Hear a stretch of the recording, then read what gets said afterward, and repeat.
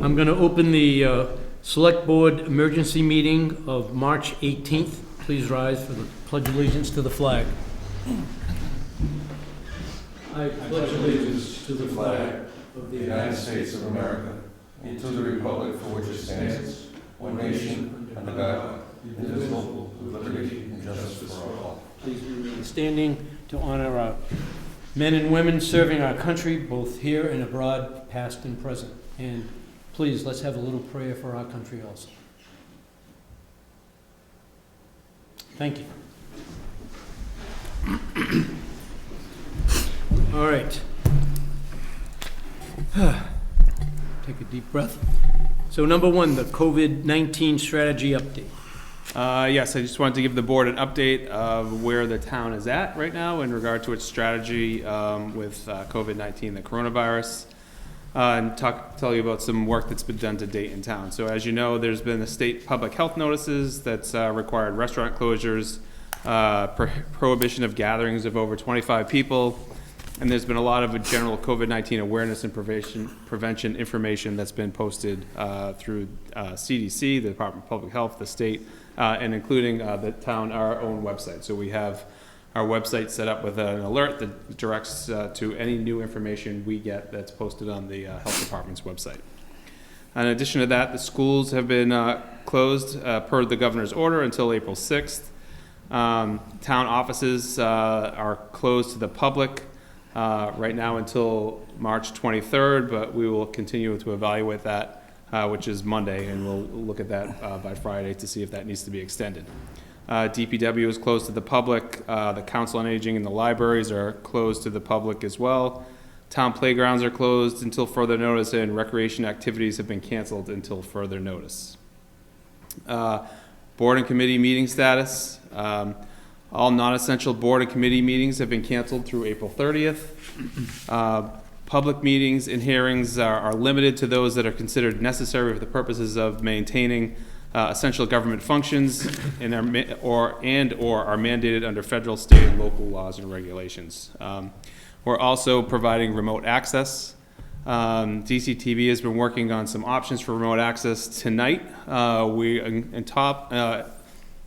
In addition to DCTV and also being broadcast live on DCTV's website, we're also on YouTube Live being broadcast right now, and YouTube Live allows comments, so we can review comments during the meeting. This is new. We haven't tried it. We're going to try and look at it tonight. I posted that notice on the town's webpage so that if people went there, they could click on the link to directly to the YouTube Live. So we will monitor that tonight and take a look at it. We'll continue to provide the best communication possible with the public per the governor's orders and meet their open meeting law requirements. Next, the Town Safety Committee had a meeting yesterday to discuss our public safety coordinated effort with COVID. Our safety committee is a number of staff, police, fire, ambulance, DPW, health, other internal staff that meet regularly to review the town's safety practices. What we discussed yesterday was clearly COVID-19. Some of the items we discussed were outbreak preparedness response, how would we do that? Toward that end, we created an incident command team, and that team is going to be led by the Director of Public Health. We have our first meeting tomorrow at 9 a.m. We also discussed a communication plan so we can have cohesive, consistent communication between all of our public service and town entities. And we're also updating and formalizing the town's continuity of operations plan. This ensures the town's ability to provide vital emergency services, maintain safe operations within town, and maintain our essential functions and services of town government. In addition to that, we're also meeting with staff. We met with department heads yesterday, all town staff today, to update them on our current strategy with regard to the COVID-19 issue and to discuss contingency plans. Some of the things we looked at was we want to maintain providing essential services to the public. That is vital. We want to develop plans and contingency plans in case this issue were to progress and we had to act. We're identifying essential staff that need to be available. And we're also evaluating teaming of staff if an outbreak were to worsen, where we may have to alternate staff in the office and out of the office, so we can continue to maintain services in case there's some sort of outbreak. So these are things that we're looking at. Additionally, DPW has developed their own COVID-19 response plan to maintain their services. As you know, they have 22 pump stations. They have water treatment facilities they need to maintain. So they have developed their own plan as well. That is where we're at currently. We continue to monitor the situation through the state and federal agencies, and we will act accordingly, and we'll provide information to you and the public as soon as we have it. Okay, I'm just going to read a couple of things, and we can have some discussion on where we're going to go with this. In response to Governor Charles Baker's declaration of emergency for the Commonwealth of Mass, as well as the President of the United States declaration of emergency, the Town of Dartmouth Select Board declare that immediately and effectively today, if we vote yes, March 18th, 2020, a state of emergency is declared to exist in the town of Dartmouth due to the COVID-19 pandemic. This action is being taken proactively and not in response to any confirmed positive cases of COVID-19 in the community. This declaration has been issued to help the Select Board prepare, give the town the administrative capabilities to adapt town operations, to ensure the allocation of more resources as it relates to COVID-19. Additionally, this declaration of emergency allows flexibility and requirements of procurement laws, allows for entering into emergency mutual aid agreements, allows for accepting services, equipment, supplies, materials, or funds by way of gift, grant, or loan for purpose of civil defense from any state or federal agency or office or any person, firm, or corporation. Lastly, this is also being done to ensure possibly reimbursement from FEMA Management Agency and Massachusetts Emergency Management Agency should funding become available. So that being said, I'm going to just read the declaration, and I just think it should be, everyone should listen to this. So the Town of Dartmouth Declaration of Emergency.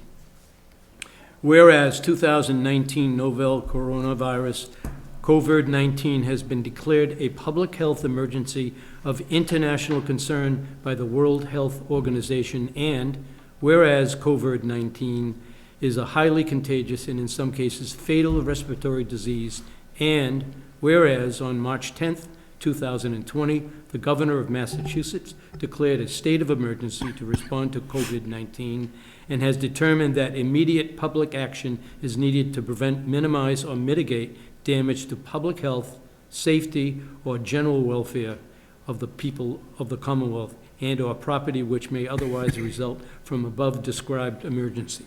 And whereas on March 13th, 2020, the President of the United States declared a national emergency concerning the novel coronavirus disease COVID-19 outbreak.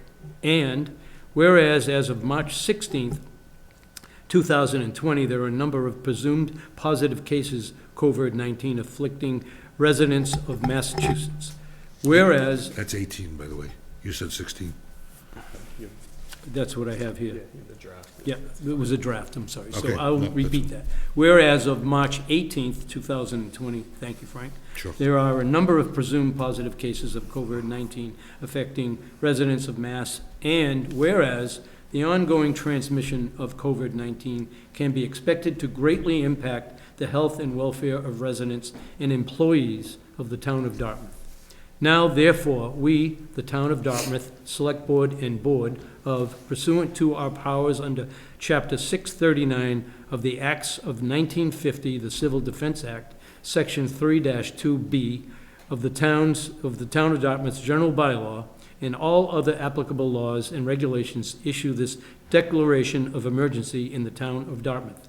And further pursuant to Section 13 of the Civil Defense Act, hereby appoint the Select Board and Director of Public Health of the Town of Dartmouth, a local civil defense organization, until such time as future appointments and the appointment of a director may be made. This declaration of emergency in the town of Dartmouth is effective immediately and shall remain effective until notice is given by the select board that the emergency does no longer exist. So, I'd like to, I'll just work around the board this way. Frank, would you like to make any comments? No. At this point? Mr. Tattlebaum? I would say that this is as a result of, not a specific issue or a specific incident as you spoke, and the emphasis. We are trying to be prepared and stay ahead of the issues that come along. I would also add that I was present at the meeting yesterday with our department heads, and I was particularly impressed by the professionalism and the amount of know-how and knowledge and dedication in that room. We were lucky to have the kind of people we do.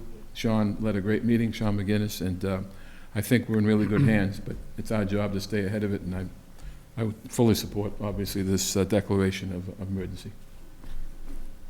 Mr. Herron? I feel very comfortable knowing that Chris Michaud is leading the Board of Health, and I wonder at this time if we should consider asking Mr. Ed Pimentel, from our former Civil Defense Advisor, to come out of retirement to give us a hand. It's a good thing.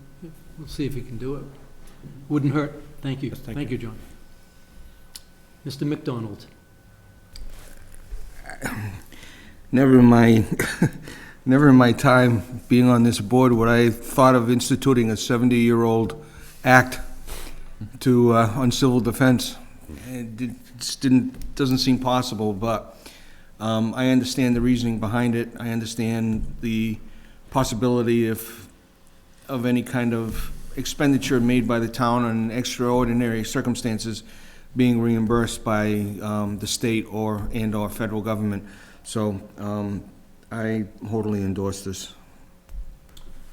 Anything else? Mr. McGinnis? No, as I mentioned earlier, we have daily update meetings. We have our first incident command meeting tomorrow. The staff take this issue very seriously, as you do. We are monitoring it, looking to provide as much information to the public. Our main concern is the health and safety of the public and the employees. We want to maintain that. We're doing everything we can in that regard. We don't know if the situation is going to worsen or for how long it's going to go on for. And I think you've seen in the news and through the legislator, this has changed by the hour. So, information sometimes is accurate, sometimes it's inaccurate. So we're trying to be as fluid as possible and provide the essential town services that we can. So we will continue to stay on this every day, and hopefully it's resolved sooner rather than later. And as of yesterday, we will try to put together a point person. The point person will be two people, actually. One will be Kyle from the Dartmouth Police Department. Kyle Costa. Yeah, and Mr. Michaud. And we will try to have live or taped messages to the residents. Not every day, maybe, but every other day. If something comes up that's an emergency, then we'll have a live broadcast.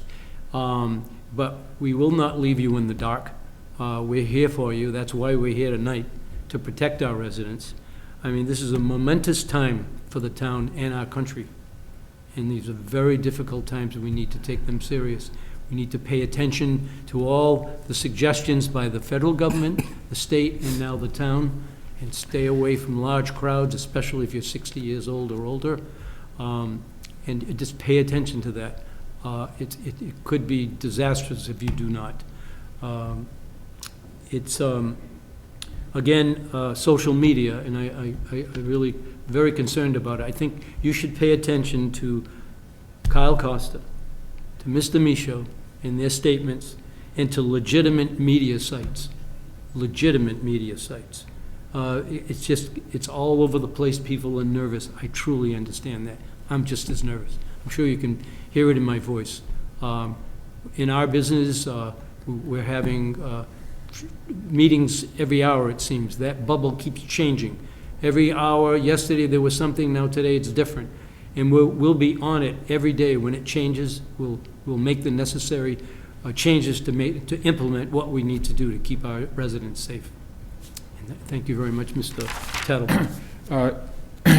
If it's at all possible, certainly for the next week to 10 days, I would encourage us, if it can be done, that we try to publish a broadcast, something at the same time each day. Yep. I realize it may be a logistics issue, but and some days there'll be less news than others, but I think that people would like to hear what we're doing, what changes. It could be a 2-minute broadcast and it may be a 15-minute one, but I think that if they can rely on it.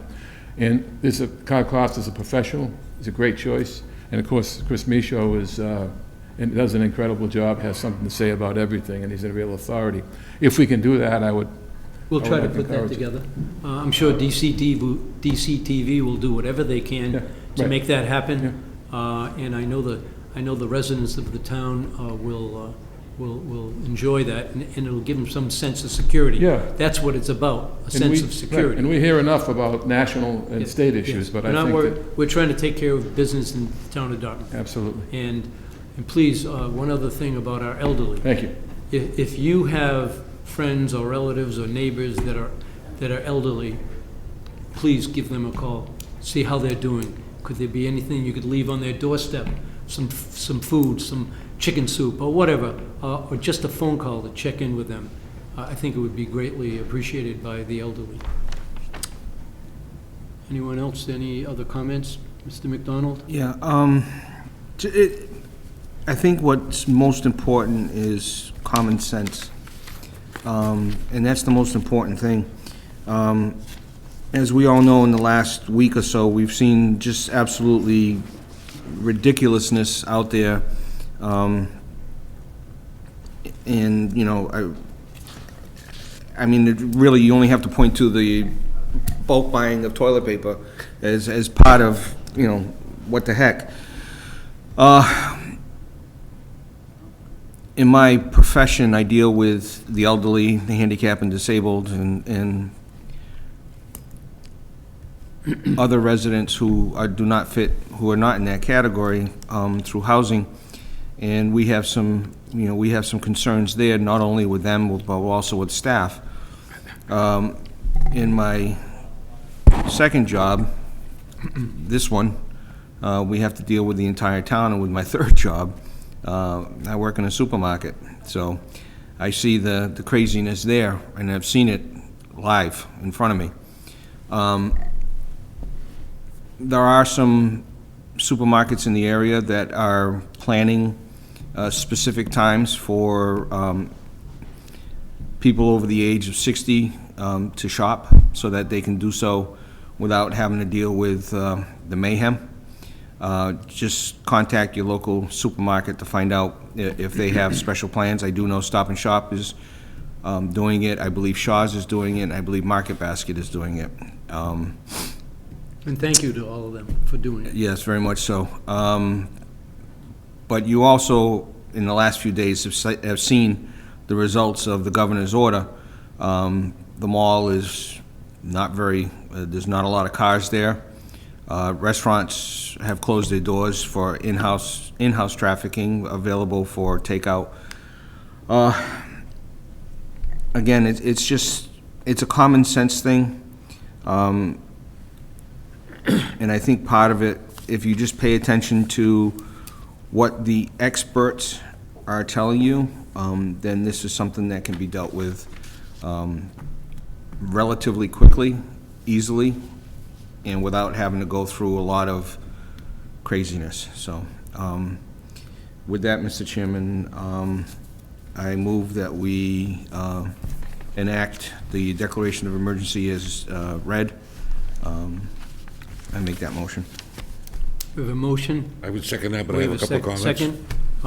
All those in favor, oh, I'm sorry. I just have a couple of comments. Oh, I'm sorry. I That's missed- okay. yep.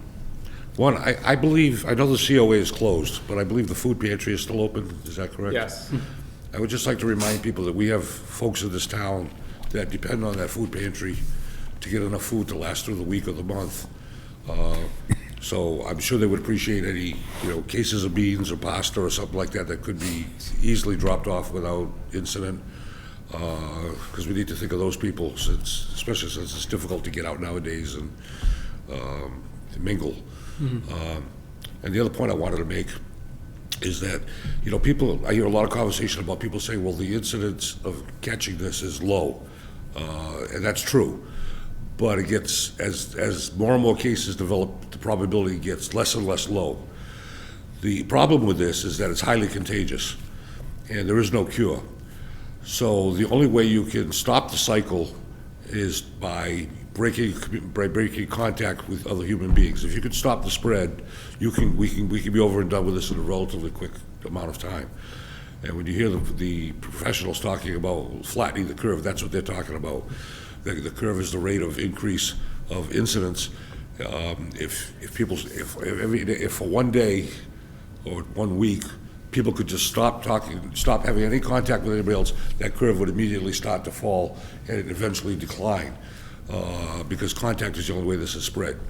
And the third part of that is that since it is extremely serious to a lot of us that have underlying conditions and are elderly, it's important to think of other people. I know when I was younger, I always thought I was invincible. We may have young people today that may be invincible, but they still may be carriers. So it's important that they take this all very seriously, so. Thank you, Frank.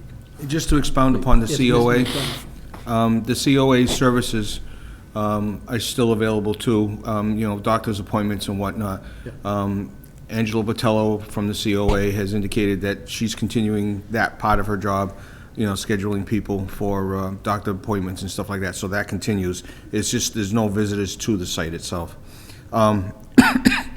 After we discuss this, I want to talk about the DPW plan. Yeah, I was going to read that. If you want to do that, or do you want to just... No, let's, you want to vote on let's this? take care of this first. Okay. All those we have a motion and a second. All those in favor of enacting the declaration of emergency as of today? Aye. Aye. Aye. Any opposed? None.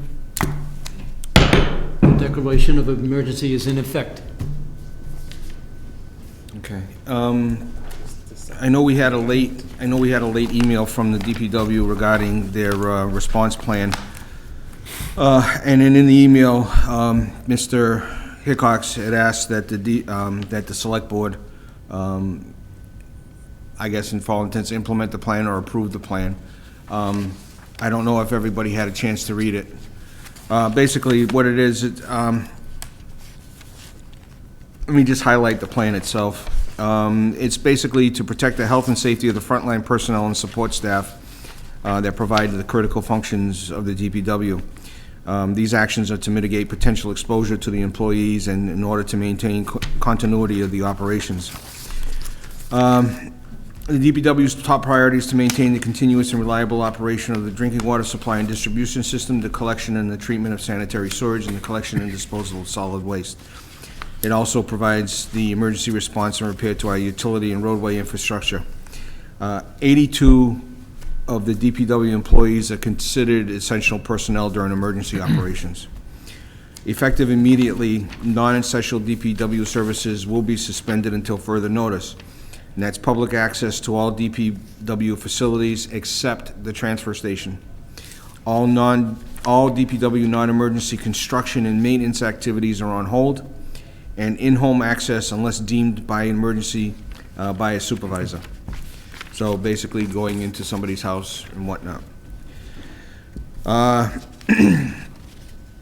DPW will also be suspending water shutoffs on delinquent accounts until further notice as during a public health crisis, the supply of clean potable water is critical. Please note that all water meters will continue to operate and water and sewer billing will continue.